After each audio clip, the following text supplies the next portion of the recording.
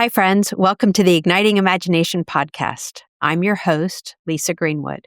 This episode is part 2 of our series, Light on the Hill, Faith and Leadership in the Midst of Disaster. We've been listening to stories from Kerr County in Texas, where devastating flooding has reshaped lives, neighborhoods, and the whole community. In our last episode, we talked with church leaders from Kerrville First United Methodist Church and how their congregation and resource camp, Mount Wesley, has become a hub for relief and recovery. Today, we widen the lens to hear from 2 people who are living this story in a different but deeply connected way. We're joined by a father and daughter team. Howell Ridout is a longtime Kerrville resident whose home along the river places him shoulder to shoulder with neighbors experiencing different levels of loss. He brings the perspective of a community member walking through both devastation and recovery with those around him. And we're joined by Sarah Woolsey, who leads the Impact Guild, an organization that brings people and especially congregations together for common causes. She's been helping weave partnerships that make recovery stronger and more sustainable. In this conversation, we'll hear what it's like to experience disaster as a neighbor and what organizing looks like on the ground, and what lessons churches can learn about being ready to care for their communities, not only in the first days of crisis, but for the long journey of recovery that follows. Our team at Texas Methodist Foundation and Wesleyan Impact Partners is committed to supporting the long journey of recovery in Kerr County and throughout the Hill Country. We've been on the ground listening to leaders and discerning what's most needed.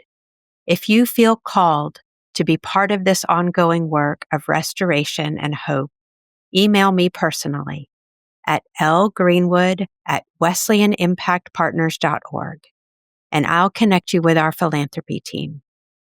Let's listen to our conversation with Sarah and Howell. Sarah and Howell, thank you for being with us today. Thank you so much for taking time and sharing your story. Glad to do it. Really glad to be here. Would love for you all to start by introducing yourselves and tell us a little bit about your relationship with Kerrville. Well, I'm a native Austinite and grew up in Austin. I love Austin. But I grew up there when I was born. It was about 75 or 100,000 people. It's now 1 or 2 million people. So it's changed. And because I happen to have a connection, a great client, James Avery, in my architectural career, he asked me to come to Kerrville and be on his staff. And I did that for a couple of years and then went back to Austin and started my own firm. And he remained a client. In fact, he remained a client for 46 years. But That's great. and that was kind of the main connection. Had previous experience with the Hill Country and love of the Hill Country. Started going to camp there when I was 6 years old, and just a lot of love for the Hill Country, and Kerrville kind of epitomizes the Hill Country. But after 10 years back in Austin, building a firm, Avery asked me to come back for a second time, and we did that because Kerrville was the kind of town that we wanted Sarah and her sister grow up in. And we think their experience of being raised in Kerrville in the 80s was probably not dissimilar from my experience of being raised in Austin in the 50s. So we were looking for a place focused on family and faith and friends, and Kerrville is just that kind of place. It's a town of 23,000 with 72 plus churches. So it's a strong faith-based community, and we've enjoyed that. And an incredible network of friends. And it's an unusual place, and that the people here are of all walks of life. And you'll be in line at the grocery store, and the guy in front of you is doing great, making a living for his family, is a talented tile setter. And the guy behind you in line at HEB used to run Exxon. And so, but you can really not even tell who's who because the way people dress and act and treat one another. And it's just that kind of place. So we're thrilled to be there. Yeah. Nice. Yes. And being Howell's daughter, I entered into that story in the last couple years in Austin. So we lived in Austin till I was 3. So all my memories are of life in Kerrville and growing up there. So from 3 until leaving for college at 18. And I echo I honestly, I didn't appreciate it as a teenager, as you do, right? I was like, this small community. And now I'm like, oh, this small community, like all those advantages that whether it was being able to just like hop on our bikes and ride our bikes to elementary school versus you went to church with the same people that you played sports with, that you went to school, just that connected geographic community I really appreciate. And honestly, I'm thinking about this real time, but a lot of my work, so as the Impact Guild is the nonprofit I lead that is focused in San Antonio now, but really is all about being a good neighbor and what it looks like to activate as the faith community and other community development ways. But it all centers on what being a good neighbor means and looks like. And I really think Kerrville and the surrounding communities of Ingram and Hunt built that into me. And the river shapes that too, right? Like growing up, we didn't live on the river, but now for the last almost 20 years, they've lived on the river. And it's in you, it shapes you. I met my husband at camp in the hill country when we were 12 years old. So deep roots. Yeah. Deep roots and a heart relationship, and even both of you in a way, a professional relationship. Like you're just, Sarah, for you to describe that the community organizing really ministry that you do now, you can connect those dots directly to what it was like to grow up in a community, and how your architecture. Well, we'll get into that a little bit more about how that's showing up now, but you have brought it to bear in so many ways in that community. So I appreciate your sharing your relationship with your space, with your place, and spaces and places are very, very deeply rooted. In fact, our property is 4 structures, and 2 houses are B&B, and 2 are our house, and we were very, very blessed that we had some outdoor damage and pool and everything, but we didn't get any water in any of our structures, but many of our neighbors were not so fortunate, and we're trying to help them now. But we feel very connected to the river, and the whole community does, and all up and down the river.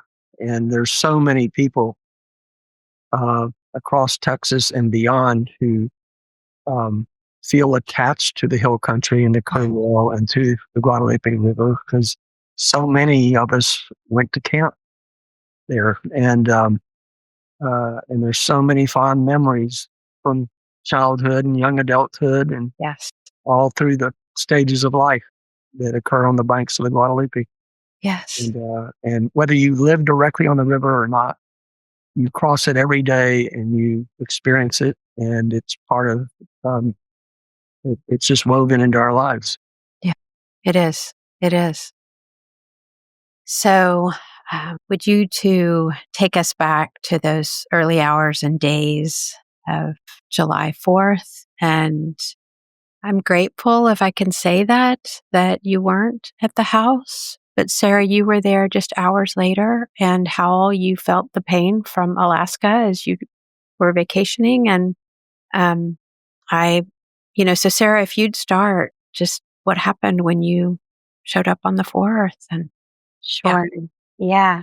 Well, it's interesting because we'd gotten back from vacation back to San Antonio the night before, and we're planning on going out that morning to spend the 4th with some friends at the river.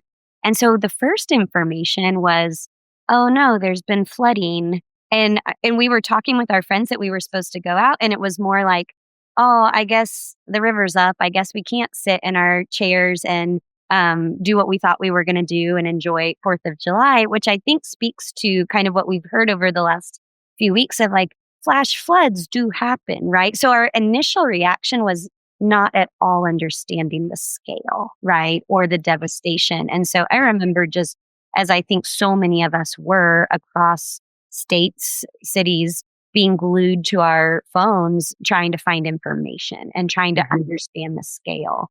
And there was one photo that a friend who was in Kerrville texted me of how high the water had come, actually at the Starbucks, like along Junction Highway. And the water, at first they'd said, oh, it was in their parking lot. And I was like, oh, well, it must have rained heavily and pooled there. There's no fathomable way the water was that high of the face of the river. And then I saw a photo that, no, the water was that high. And as a crow flies, that's, within a mile of where their home is. So when I saw that photo, it changed everything for me of being like, oh, it's very fathomable that they have water in their home. Like the scale of it, that one sunk in for me. And so, the rest of my family stayed here, but I got my husband's truck and went and grabbed a few supplies and was like, I'm just going to go get a lay of the land. And I actually remember seeing that First United Methodist in Kerrville was beginning to operate as a hub where people were going. And so my initial thought was, I'll check in on their property and then I'll go to the church and see what's going on. I've actually still just to like, I never in the 3 weeks I ended up spending there went to First United Methodist because so many other things unraveled, right? But the church was in those hours responding. And it became a place, even though I didn't physically end up there, that I thought, okay, there will be a place for me to connect and find out ways I can be helpful. But so drove to their property. When I got there, walked down, and theirs is a long sloping, wait, you tell me how many yards like to the river, 70-ish yards to the river. 60. So kind of unfurled and realized, oh, okay, here's where the water line was, because you could see debris, you could see piles of where the power of the water had pushed furniture into one space against a fence. But the water had receded so much already that it was still swollen, but it was far more like closer down to where it usually is. So I was still wearing my bag and I saw that there was no damage inside. And so I just started walking down towards the water. And as I was walking down there, I encountered someone, I didn't know who, walking up kind of across the banks of the river. And he introduced himself as this gentleman, David Carpenter, his wife, Jody, and their daughter, and said, hey, is it okay if we walk through along the banks of the river? We have a friend who's missing in Hunt, and we wish we could be there looking for him, but we can't physically be up there. But this is somewhere we could be proximate and not jump into the water, but like in a helpful way, participate in looking for him. And so is it okay if we walk through? And, we already described the connectivity of Kerrville as this beautiful small community. Well, the conversation continues and I realize I'm like, oh, I don't live here. Howell and Debbie Ridout are my parents. Oh, we know Howell and Debbie, of course, because that's how everything unfolds in that small community. They said, we go to church at Impact Fellowship as their non-denominational church. We go to church with Hal and Debbie. So we're just immediately, as neighbors, connecting. And I actually asked them, I was like, they're like, things aren't dire here. The house is fine. This is all property. What you're doing is looking for people and you're trying to care for people. So I just asked if I could join them in that walk along the river, literally like looking into the mangled piles of brush. And they were calling in, hello, is anyone in here? And just looking, and you could look out across the water and just kind of feel that there are people that you couldn't see. I really, I remember the sun going down on that first evening, and I felt such heaviness and loss because you couldn't physically on top of the water see that there was anyone, but you could just tell. There's people here. And it was in those hours. There was also when the sun was going down on the first day, it felt so desperate of like, if we're not finding folks now, how could they possibly survive more time? So we walked the banks, kind of. Their street is interesting. It's called Arcadia Loop, but it is a dead end. It used to be a loop. But we walked that whole stretch of the river as much as we could, about half a mile-ish. And we were meeting neighbors along the way who were also kind of walking from their homes down towards the river. And we didn't know it at that point, but we would know later that about 2 doors down from their home, the elevation changed just enough that water had come inside people's homes. If that first one, just a foot inside, and then varying degrees, so that at the end, and this family just stuck with me immediately, at the very end of the street was a mobile home that had been picked up off its foundation and moved with the water into the trees. And we met those homeowners that afternoon, and they truly just looked shell-shocked. But similarly, we're just looking for people. Everyone in that community response of like, we'll think about the property later and the homes even later. What if there are people who can be helped and saved? Thank you, Sarah. Yeah. Howell, you and Debbie were out of state. We were in Alaska, and frankly, it felt like we were in a foreign country. But and we were 3 hours earlier there, and about 5:30 in the morning. Sarah's oldest sister was the first to reach us on the phone, and then the phone just blew up. We started getting calls and texts and emails and everything from friends, family. And that went on for 6 days. We decided that if we got water in the houses, or there had been, something more serious on our property, we would have just cut our trip short and come home. But because there wasn't anything dire on our property, and our kids kind of insisted we not come home, and they all showed up, in 24 hours or so, and brought with them a horde of 30 or 40, church friends and things. And in 2 or 3 days, they had the debris between our houses and the river pretty well cleaned up. Now, it made 6 foot tall by 8 or 10 foot wide piles out on our street for a week or two, but they just did an amazing job of taking control. And it wasn't just our property. They moved on to our whole neighborhood, and there were 10 houses pretty heavily affected further down the road from us, and they helped those neighbors. And then Sarah's husband Bill joined a search team in the Ingram and Hunt area, and fortunately and unfortunately, they found some people. But anyway, but we experienced it from afar, but it was almost just, I don't know, an out-of-body experience. We were watching it on the news, and people were on the cruise were asking us about it all the time or reporting to us what they'd heard all the time. And it was kind of like that half of the vacation was very different than the first half of the vacation. Right. Sure. But and we were in contact. We had some 60 friends and family check on us that first couple of days, and then we were in communication with a lot of them over that following week.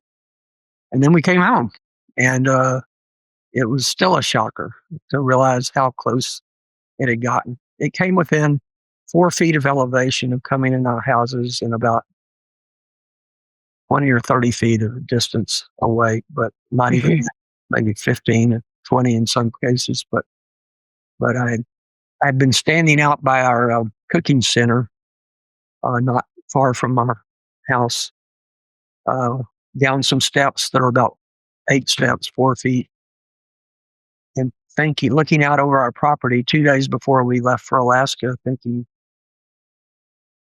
could we ever have a devastating flood come through here and wipe all this beautiful thing out? And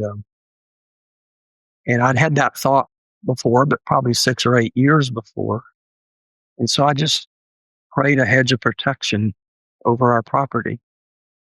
And the river came within about a foot of where I was standing when I said that prayer.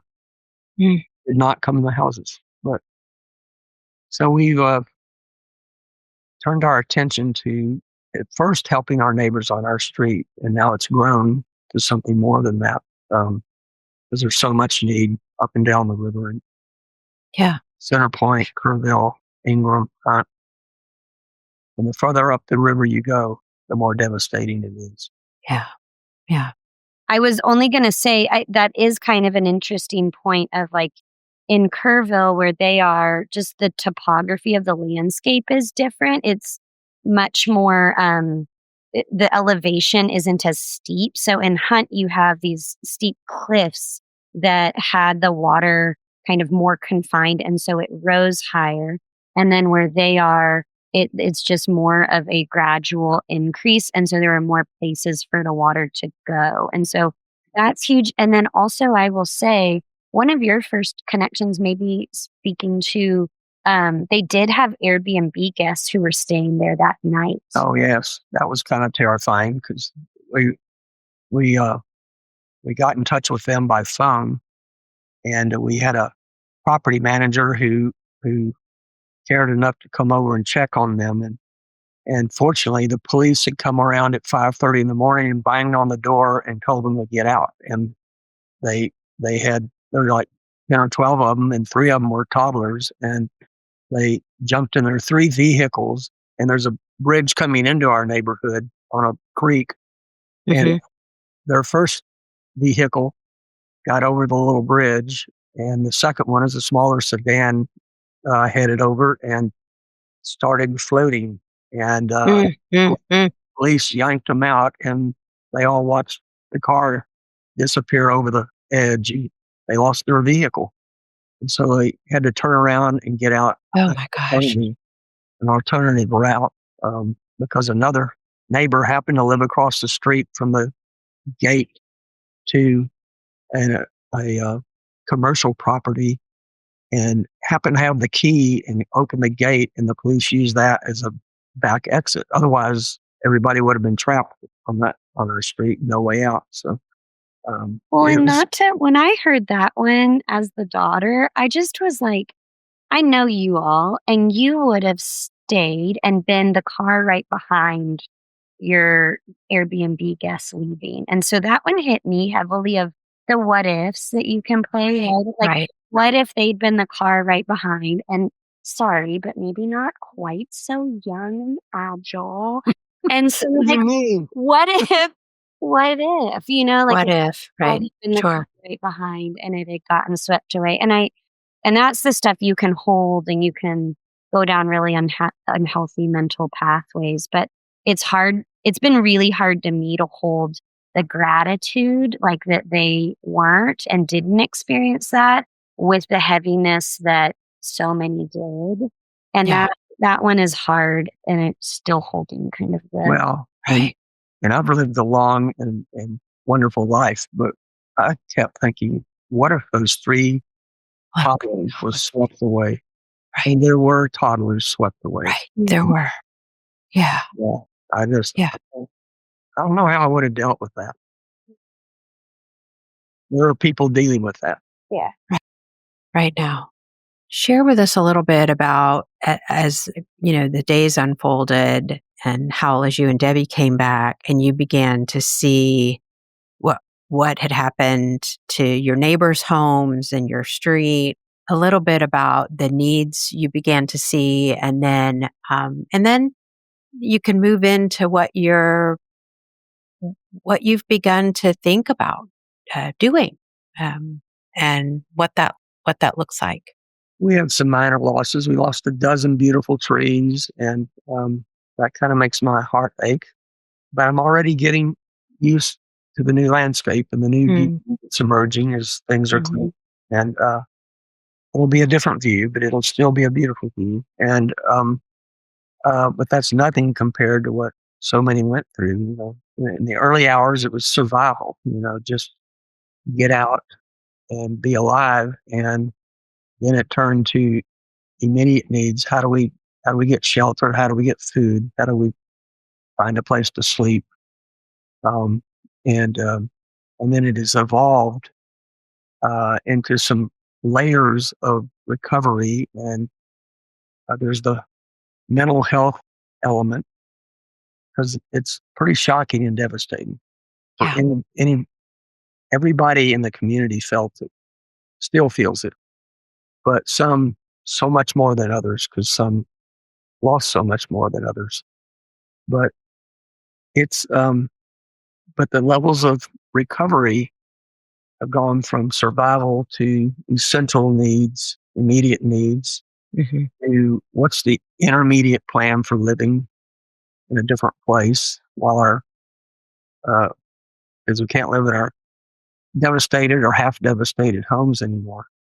And so how do you do the immediate relief and find interim housing for all those people, and uh, and then starts the replanning and rebuilding, and then we'll eventually come the refurnishing and rehoming that we decided to focus on as our mission. Okay. And, I would say one thing this experience has taught me is you intellectually know that that's all so much to process. And then having experienced it and walked and experiencing the physical symptoms of like foggy headedness, lightheaded dizziness, like just that it's all so much for your mind and your heart to absorb that one thing it has just grounded for me is as Hal's describing, like walking through what hours mean, what days mean, what weeks mean.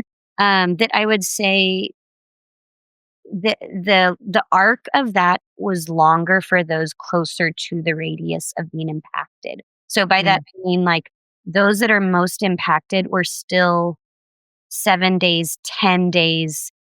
While we might be getting texts about what's this plan or X, Y, or Z, it's like I'm still physically reacting. We have young kids, so a lot of our energy went into like helping them process and just needing at times wanting to jump in and be more active in responsiveness and being like, our kids really need help navigating this. And so the time clock has to slow down. And that's something I've been holding, like thinking with pastors and community leaders in responses is it is absolutely right to immediately ask the questions of how can we help? What can we do? And there's a lot of people who say, I'm good, nothing right now, because it's everything they need. We actually have come in from Hurricane Harvey, who named that really well. I thought they were like, for the first few weeks, we told people we didn't need anything because we needed everything. And it was too overwhelming to answer. And so one thing I just want to encourage that I'm learning and encourage other faith leaders to keep asking is ask the question in the hours and the days right after, how can I be there? How can I support? But keep asking the question absolutely. because the answers are changing or people are like being able to process so many different layers. And one thing I've thought a lot about is like the news cycle, right? So we get these inundations of texts and checking in, and that's so good. And then what was really notable to me was like weeks 3 and 4 were like crickets, silence, because I think so many people are like, you need space. And it's like, oh, this is actually when we have time to have processed a little more and have more of an answer to that. And yet I don't know how to engage now. And I had a really good conversation with a pastor who was trying to shepherd their congregation kind of, okay, beyond the immediate news cycle, because, you know, so many congregations rallied together and sent the clothes and the water and the trash bags and thank you. And that's so needed. And there reached a point where it was like, whoa, well, you know, like enough of those things, but there are more things. So how do we keep asking and recognize that recovery and relationship are months and years long? And how do we, as faith communities, keep leaning in for the long haul? Because I think that we're uniquely positioned to be able to do and not run the same course as the news cycle. And how do leaders like shepherd congregations to keep asking those questions and holding and listening and being willing for the answers to change? And just how can we develop more of a culture of that over all? You know, it's kind of like a marathon. You need water stations at mile 4, 8, and 12. You're also going to need water stations to renew at miles 20 and 22 and 25. But and it would be a tough haul if there were no water stations after mile 10. So yeah, here we are 6 weeks later, and I so appreciate your saying like the needs are different today, but it's just as important to be asking, what do you need? How can I be supportive of you? And I feel like that's such a good word.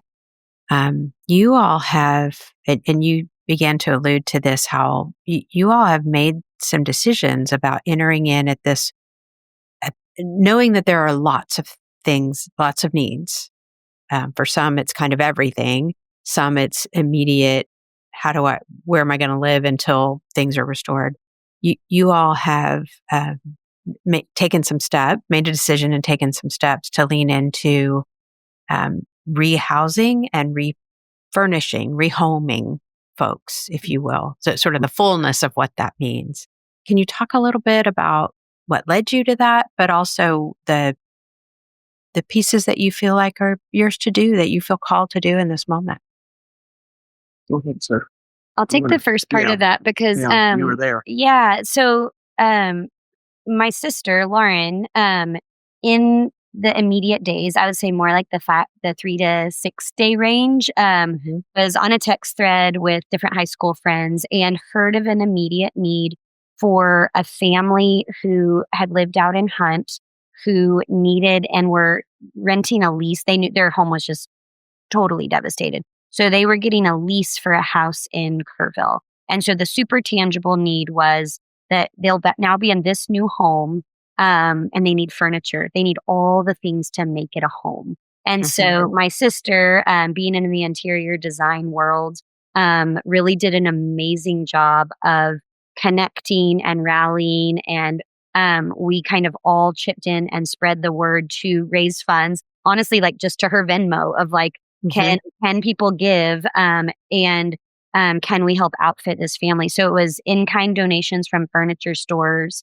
in Kerrville, and then immediate like funding that allowed within 48 hours, this family has 4 boys. They had the new home totally outfitted, and not just it's like also in a way, and we've since gotten thank you notes from this family that have expressed in a time of our kind of greatest tragedy. They had lost a family member.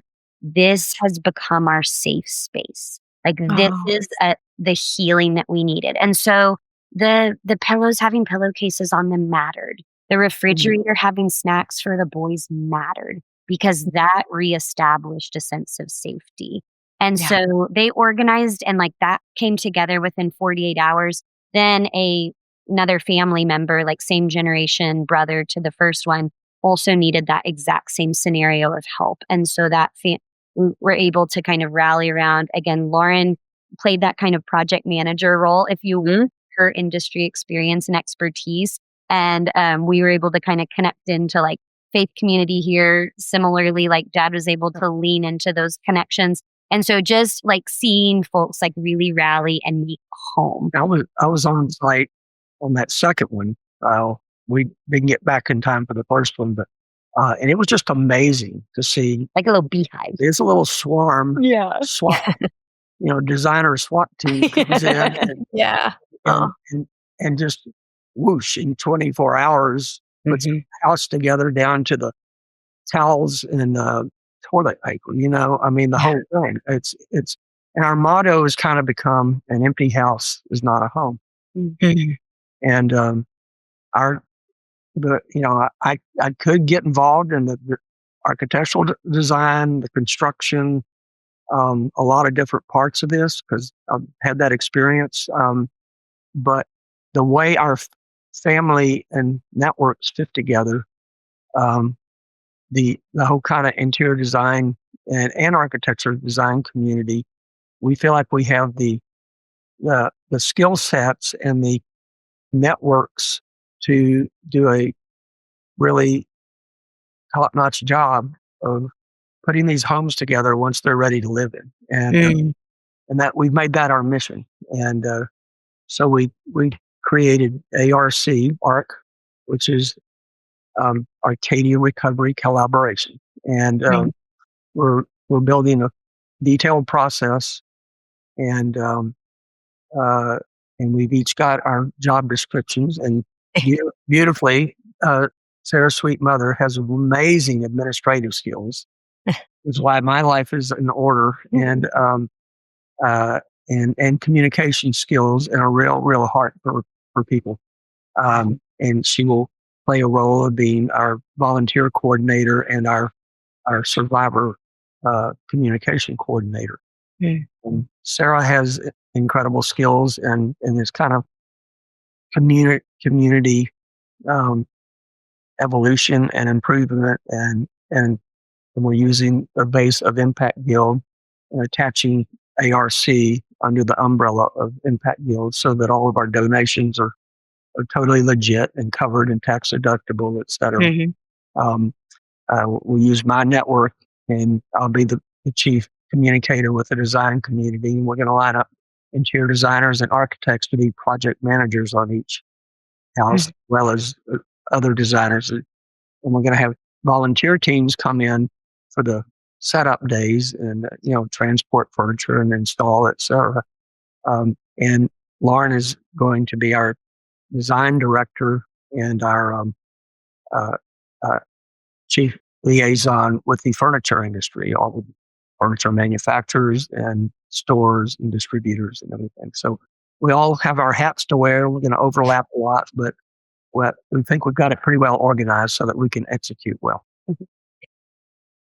I think, in addition to that experience with those two families and homes in the immediate days, we also, because of the nature of community, we're hearing about in weeks 3, 4, about how other groups were coming around in their response efforts. And the Community Foundation of the Hill Country has done a fantastic and phenomenal job quarterbacking, organizing, understanding all the players. And in all of that, we were hearing that a lot of the needs around rebuilding, there were some anchor groups who really are positioned well to do that well.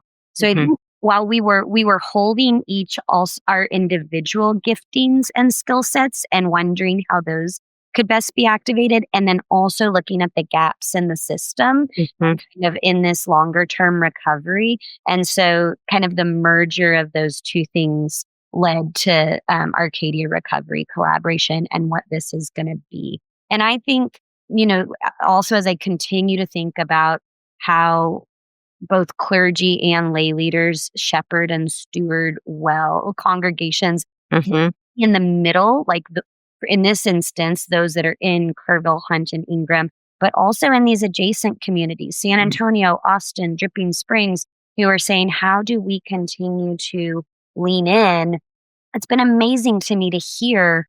And that's just it's the body of Christ, right? Like at work together and playing our own roles. Because I truly thank God had a good friend who was cooking delicious vegetables for our family and taking and playing with my girls, because in those early days, that's not where my skill set went. My skill set was down walking the street over and over again and talking with neighbors. But I told her, she was like, this is just how I fit in. And I was like, thank goodness, because it is not where I go in stress and crisis, right?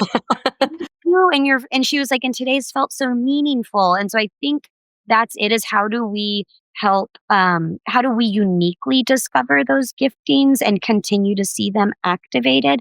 But how also do we then collectively and organizationally think about how we fit into that system? And we need it. So all of this prompted for me, I think literally the reason I got in the car that first day, other than thinking there might be water in their home, is back in 2021 with Winter Storm Uri, we had a physical kind of community center co-working space in our neighborhood and ended up opening that up for 3 days in this mutual aid. It ended up just being like neighbors helping neighbors.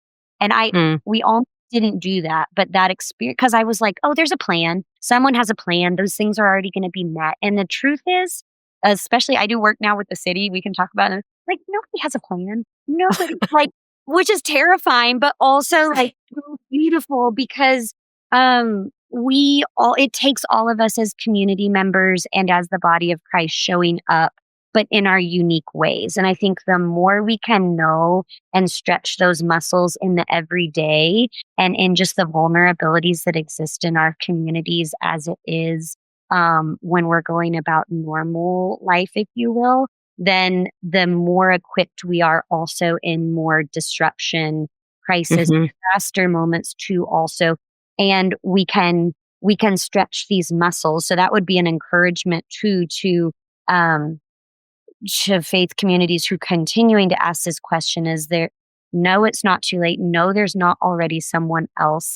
And that's what we kept seeing and hearing in Kerrville was, oh my goodness, I'm so grateful someone showed up to help muck out my house, or this person showed up with a chainsaw. But at the same time, like my husband showing up with heavy machinery and a chainsaw, that's his gifting. Whereas thank goodness my friend Paige had the spatula in the kitchen and was cooking the vegetables. And similarly then too, I would be remiss, and Bill would kick me under the table if I didn't say this. My husband he was like, honestly, being out in Hunt and Ingram, he's like, I was so impressed with the way government and community were collaborating together, which is not always what you're hearing on the news. But he was, I was reporting to a Marine colonel, but people were rolling up with what they had to offer and being put to work. And it created this beautiful system in those first few days. So I think, especially as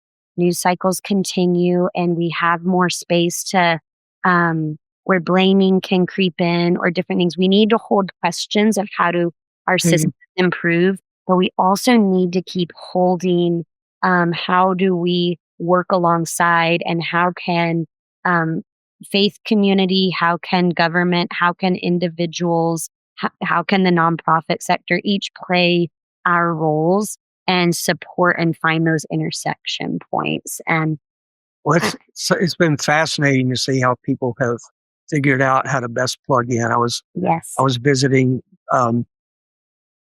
yesterday with a community leader who's an attorney, and he said, first I threw my chainsaw in my truck and some tools and went out. Mm-hmm.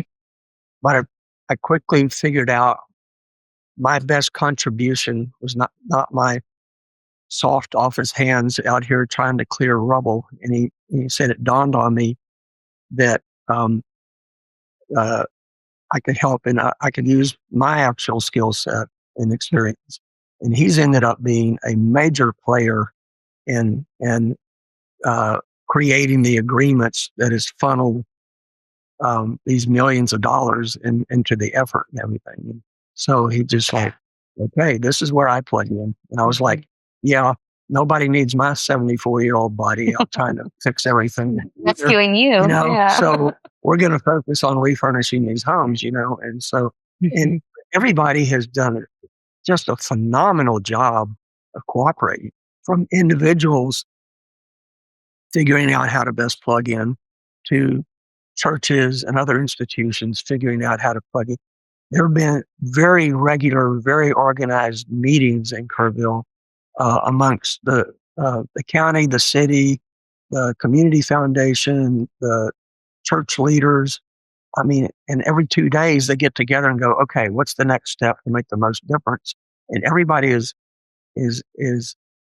done a phenomenal job of coordinating and divide and conquer and getting the job done. And it's very impressive and it's very encouraging. And frankly, it's very uplifting. This feels really important. And this little piece you almost offhandedly said, Sarah, earlier about, nobody has a plan. Of course, nobody has a plan when you have a once in 100, once in 1,000 year flood that nobody expected.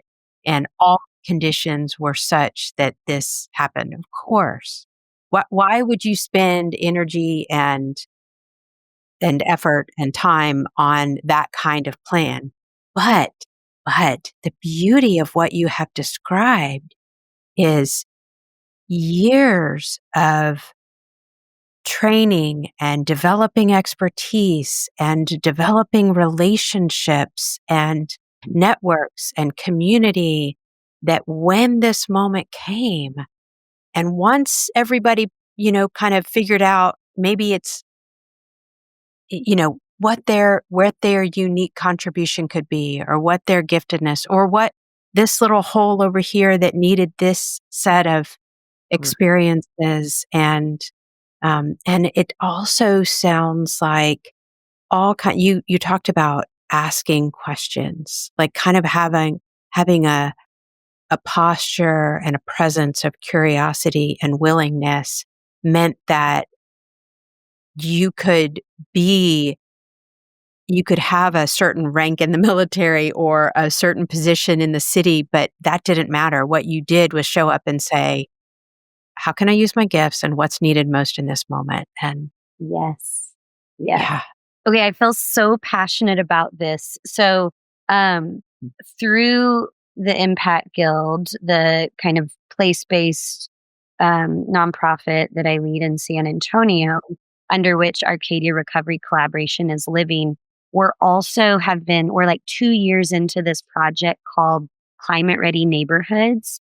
And I'm so nerdy that if you're looking at the video, I have these workbooks in whatever show notes you guys do. I would love for us to link them, because what this is a network of individuals, neighborhood associations, churches are playing a huge role in San Antonio to say exactly what you're saying, Lisa, which is and these fun little spreads of like, how can we map our community, and how can we know the demographics and the vulnerabilities? How can we listen well and know kind of the different assets that exist? How can we ask these questions in the everyday? Because the truth too is, in a disaster like this, the vulnerabilities that already exist are what's exacerbated, right? Families that were already, this is what I saw Winter Storm Uri, families that were needing food already needed some support with food to a degree.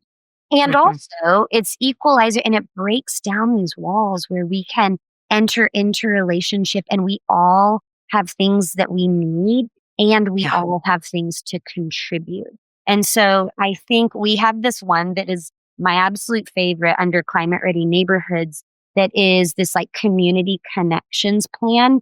But it's the simplest stuff, right? It is literally the parable of the Good Samaritan. It is, how do I love my neighbor? How do I know my neighbor? So how might we think as churches and as whether lay leaders or clergy, how might we be being intentional to get out and just literally in concentric geographic circles or online community kind of circles, be really intentional about knowing the 10 homes right next to us? Because the truth is, in that moment, you're going to have the cell phone number of the person to text or the person to respond. And those relationships can be strengthened in the disruption and recovery. But as much as we can be investing in them right now in the everyday, it strengthens the resilient threads of our community before, during, and after those disruptions.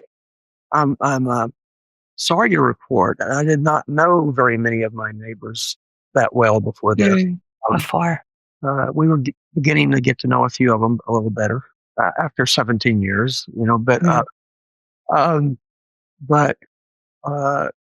a week from Sunday, we're going to have a potluck dinner on our property, and we've invited 60 neighbors, and 20 or 30 of them we've already gotten to know to some degree as a result of this disaster.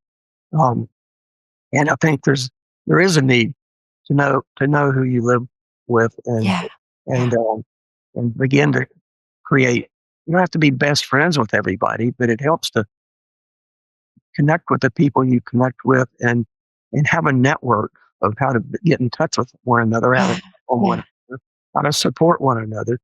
And, to your point, you can't have a perfectly planned scenario for every eventuality. That's not realistic. But you can have a base of how to come together in times of crisis. You can have a base plan that gets you far down the road. And I think, we hope our neighborhood will do that. So we're trying to rally our neighbors who are not so affected to help the 10 or 15 were. And Arcadia Recovery Collaboration, we initially thought, okay, we're going to help these 10 or 12 families, and but it's grown, and now we're helping people in Bumblebee Hills and Ingram and Hunt and some adjacent community. Sure, the need is so much greater that we can't limit it to just our streets, though. So we're not limiting it to our street, and we don't know how many homes we're going to be able to touch over time, but our initial target is 40, and but there are 400 plus homes damaged by the flood. That's a generous goal. And I'm listening to you all, and I would love for you to reflect on what this experience has taught you about resilience. And what it means to be a part of a community that has suffered and is facing this with the kind of collaboration and stepping up that you're describing. I've been very pleasantly surprised that the reaction has not been one of depression or being overwhelmed, although a lot of it is overwhelming from the horrendous piles of debris or all the debris that's still in the river, or just all the things to overcome. The whole community feels uplifted by one another, but also people. We had teams come in from the Czech Republic to help, and Alabama, and the guy that picked up our giant debris piles in front of our house with this huge scooper thing and put it in these gigantic rolling containers, had just finished up in North Carolina 2 days before our event, and then was sent here. And so people came from all over the nation, all over the state. We we had 11 cancellations on our B&B in our peak season, and that hurts a bit. But again, that's nothing compared to others. But we had 3 groups who booked weekends at our B&B at full price, didn't even ask for a discount, but they came to cook, or they came to clear debris, and they came from Rockport, or they came from Alabama or Louisiana, and that's what was going on all over. People were up in, and it was just, but just the spirit of we see in our friends and our leaders and everybody. It's okay. These are the cards we're dealt, but we're going to win. Yeah. And, whether it's because we're Americans or Texans or Hill Country people, or mostly it's because it's such a center of faith. It's a community that's so grounded in their faith and in their hope and their God. Yeah. And it's just very uplifting to see it and be around it and be a part of it. Well, you've really led right into how I want to end, and that is what is giving you hope in the midst of all this loss. And I think you've spoken into it beautifully, Howell. And Sarah, what's giving you hope? It is that what I was thinking of with both the questions you just asked is that diversity is resilience. You think about natural ecosystems, the more plants and animals of all different types there are, the more vibrant and alive and also then adaptive that community is. And our towns, cities, communities are the same. And similarly, I am no botanist, but I was talking about this earlier of the way we were talking about the trees lost and the physical loss around the river, but then also how the healing of that physical space really seems to mirror the healing of community. And I remember listening to a podcast, I've listened to it like 3 or 4 times, because it talks about how in that kind of recovery, these tiers of plants that come in and reestablish their roots, and they grow in complexity over time. But the circles of healing literally radiate out in concentric circles. And when you think about a landscape, you think about these pods and pockets of healing allows it to just radiate. And then there's another one over here. And that those concentric circles are going to grow and touch one another. And that's how a landscape gets healed. But it's also what we're seeing in our communities. And I think that helps combat that sense of overwhelm too, right? Which is, I don't do it all. And what we've seen from people, which is, I need X, Y, and Z, and I also can contribute X, Y, and Z. And I think we need to hear that as the church sometimes, which is, there's not one group that needs and one group that's giving, right? There's all of us needing and all of us receiving and all of us contributing. And that is what health looks like.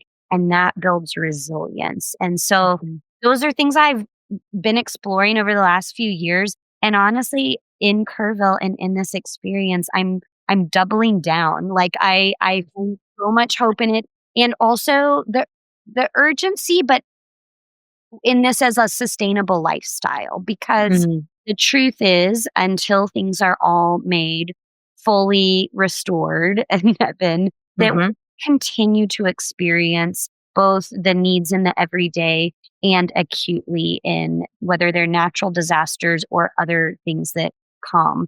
And so I think this is where the hope radiates of, like, God has given us this blueprint, even in nature, to lean into what love and what showing up and what can build as those circles radiate out. So I find that incredibly hopeful. And we've even talked about these homes with Arcadia Recovery Collaborative feel like little nodes in that healing web, right? Yes.